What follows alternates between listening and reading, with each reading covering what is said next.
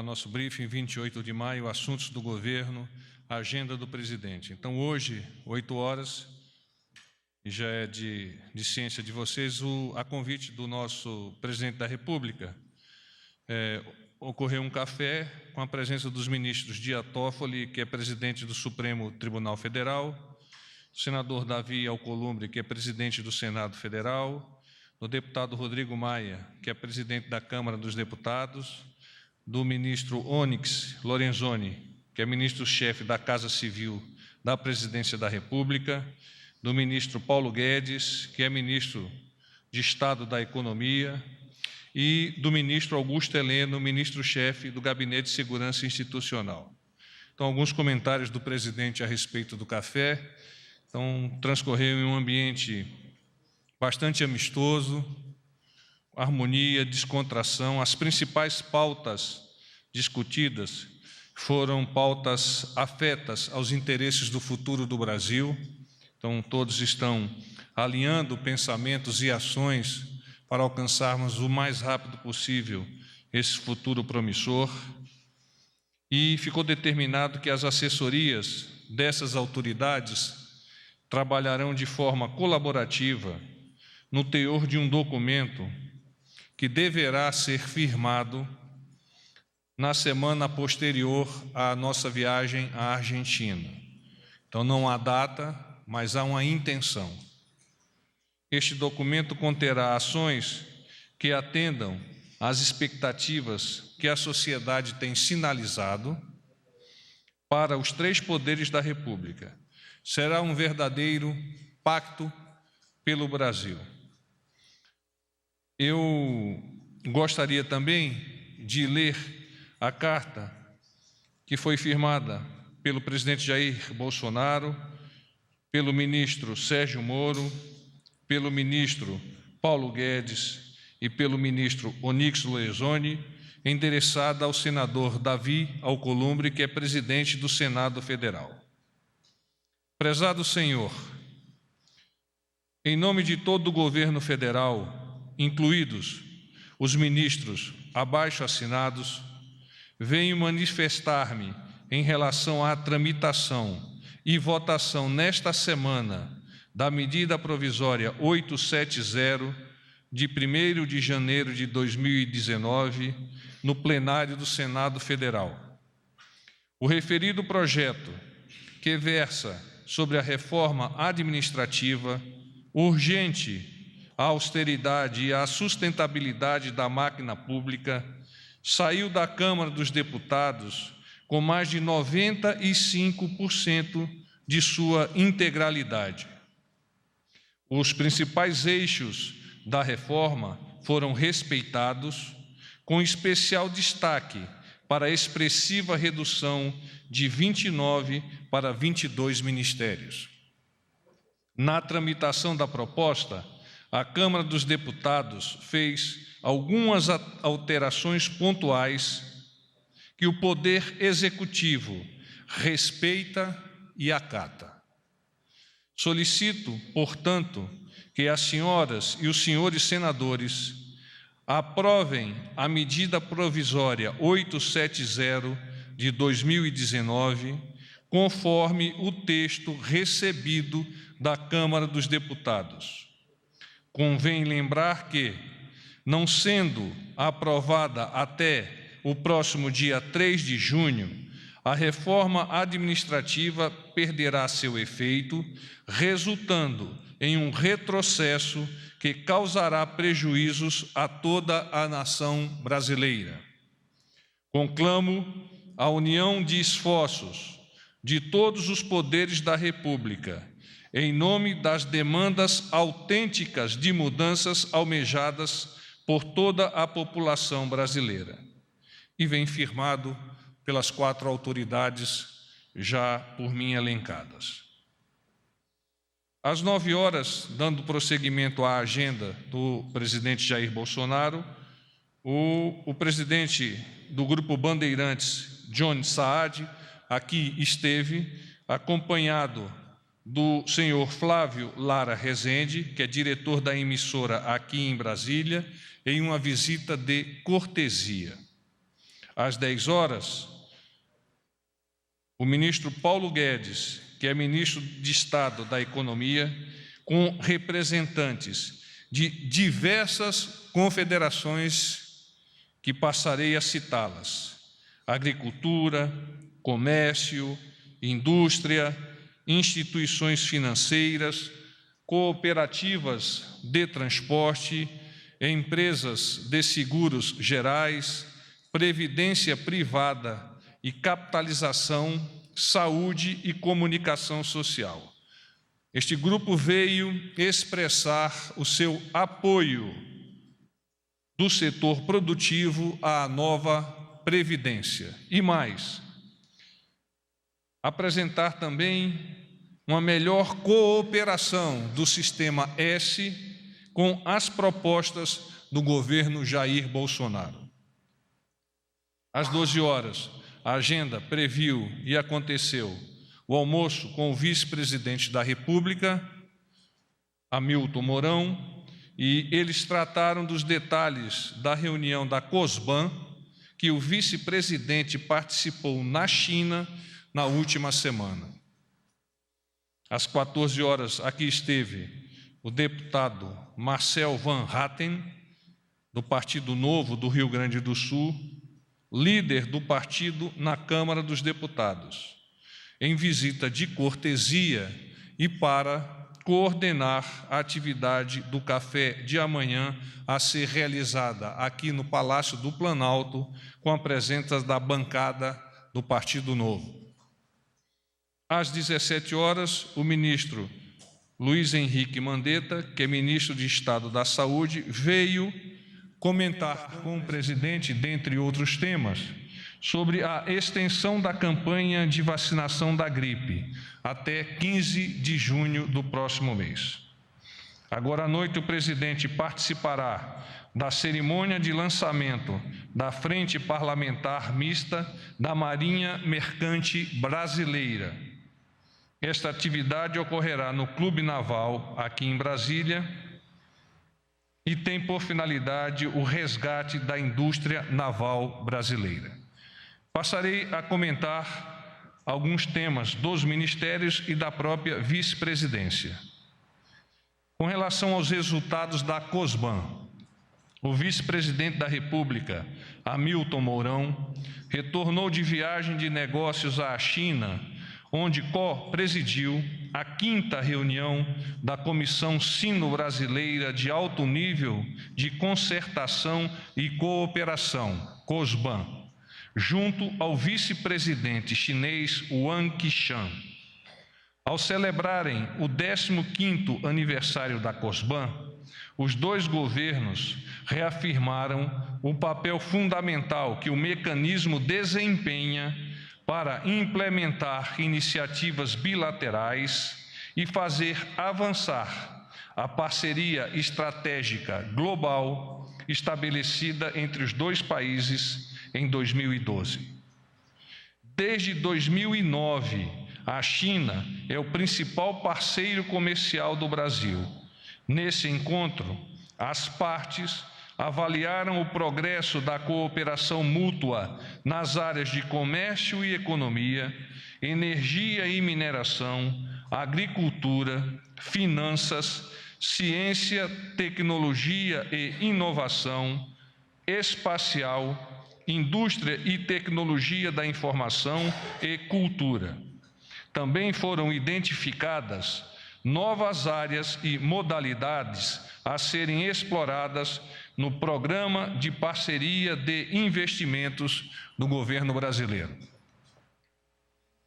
Assuntos referentes ao Ministério da Justiça e Segurança Pública. Em relação à crise no sistema penitenciário em Manaus, o Ministério da Justiça e Segurança Pública está em contato com o governo do estado do Amazonas desde o fim de semana. Mesmo sem ter recebido o pedido formal do governador Wilson Lima, o ministro Sérgio Moro determinou, no dia de ontem, o envio ao Estado de uma força-tarefa de intervenção penitenciária composta por agentes penitenciários e agentes federais de execução penal.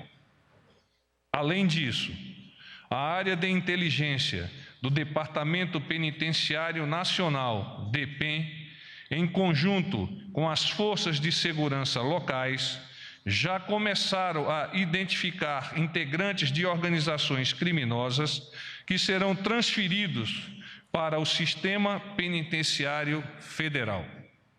O sistema penitenciário é uma das áreas críticas da segurança pública no Brasil e que há muitos anos não vem tendo a quantidade de recursos adequados de investimentos.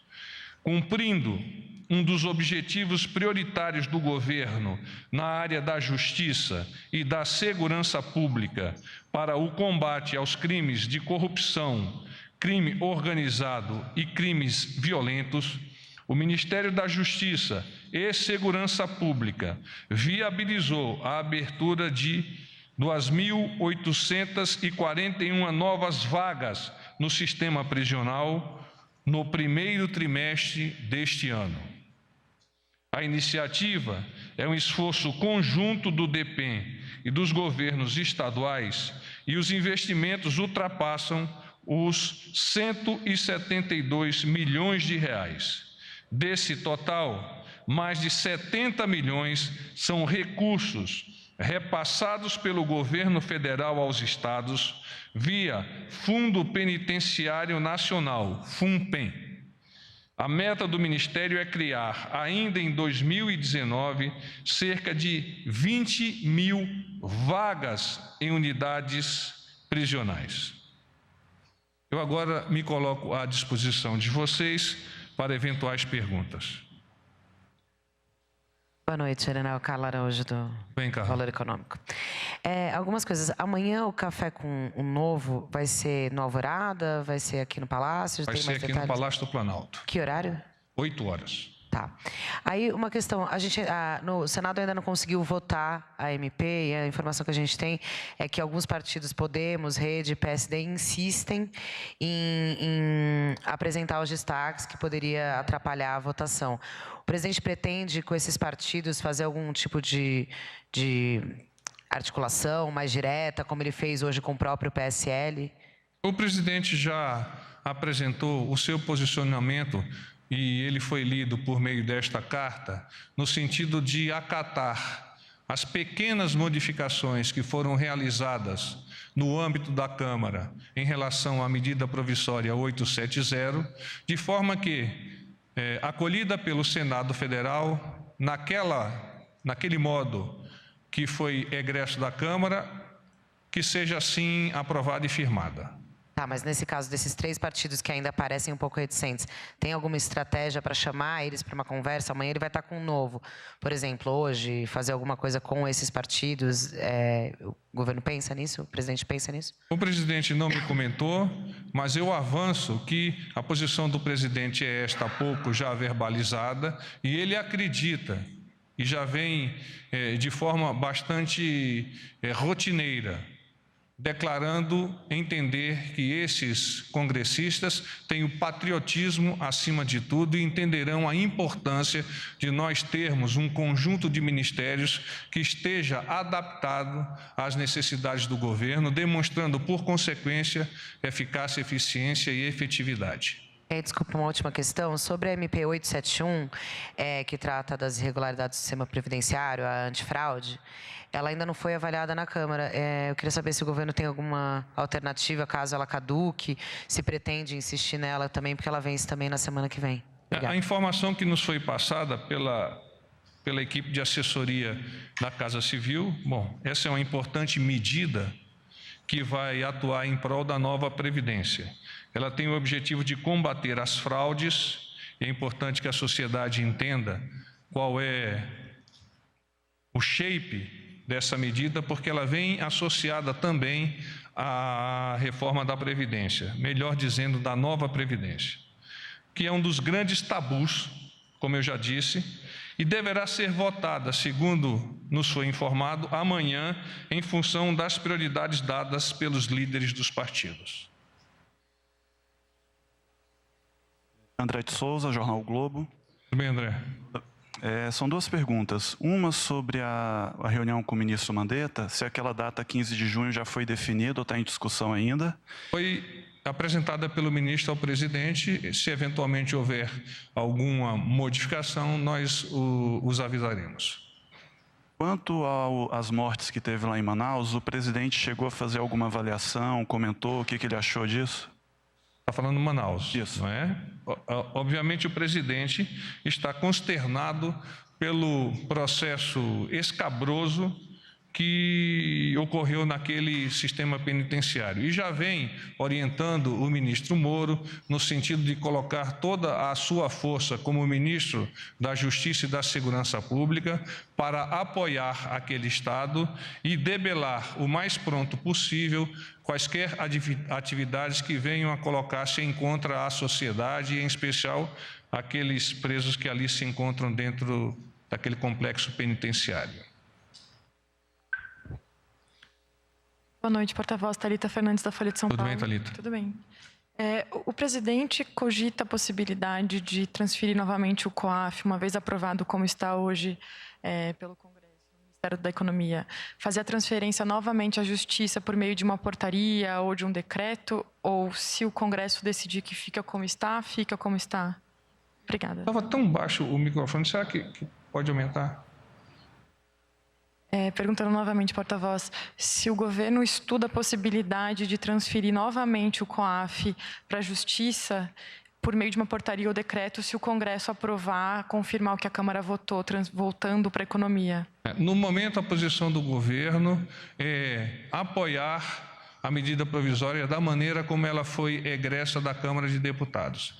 Posteriores avaliações, se fizerem necessárias, o governo vai discutir com aquela casa, tanto a Câmara quanto o Senado, e, obviamente, dentro do campo dos ministérios que estão sob a égide do presidente Jair Bolsonaro. Boa noite, Felipe Frazão, do Estadão. Como vai, Felipe? Tudo bem? Bem, senhor. Gostaria de saber se o governo federal tem informações que possam ter chegado aqui para o presidente, por meio da inteligência, de que essa crise lá no presídio, no complexo penitenciário em Manaus, é um confronto entre as facções que lá atuam mais fortemente e se ela pode, de alguma maneira, evoluir para conflitos nas ruas, fora do sistema penitenciário, como aconteceu em anos anteriores e também para outros estados. Não existem indicações nesse sentido de que esta crise possa extrapolar o âmbito do complexo penitenciário. Naturalmente, o Ministério da Justiça e Segurança Pública e os órgãos de inteligência, sejam do GSI, por meio da ABIN, sejam os órgãos de inteligência das forças de segurança locais, estão a acompanhar e a definir procedimentos diante das análises que venham a chegar e que sejam, após essa análise, indicadoras de novos posicionamentos. Boa noite, porta-voz. Pedro, da Agência Brasil. Bem, Pedro. Só duas questões que estão associadas. Primeiro, sobre a convocação do ministro Onyx Lorenzoni na CCJ da Câmara para tratar sobre a questão do decreto de armas. Há uma avaliação aí de que houve uma dificuldade de articulação que pudesse evitar, inclusive, ou essa convocação, né, que acaba obrigando a presença do ministro. Queria um comentário do Planalto sobre isso. E também sobre a questão do decreto de armas. Há algumas iniciativas no âmbito do Legislativo que tendem a avançar aí nas próximas semanas para tentar modificar o decreto. Quer dizer, mesmo após a modificação que o próprio governo fez, o decreto, o governo avalia que no Congresso isso poderá ser alterado? Tem havido alguma negociação para tentar garantir que essas adequações que foram feitas recentemente pelo presidente sejam mantidas? Sim, o presidente pretende que as suas modificações, melhor dizendo, que as modificações consignadas pela Presidência da República, a partir deste momento, sejam aquelas definitivas e que a partir delas também nós tenhamos firmado, por fim, esse decreto. No caso da convocação ou do convite ao ministro Onyx, o presidente entende tratar-se de uma atividade normal e até reforça a possibilidade do ministro dispor-se a dialogar no Congresso, no sentido de esclarecer, ainda com mais profundidade, quaisquer outras questões que estejam vinculadas a dúvidas em relação àquele decreto. Então, não há, da parte da Presidência da República, nenhum temor, muito pelo contrário. Há quase que uma compreensão da necessidade deste diálogo e, naturalmente, o ministro Onix se torna, por consequência do seu cargo, a pessoa mais habilitada a estabelecer esse link. Pessoal, boa noite, paz e bem.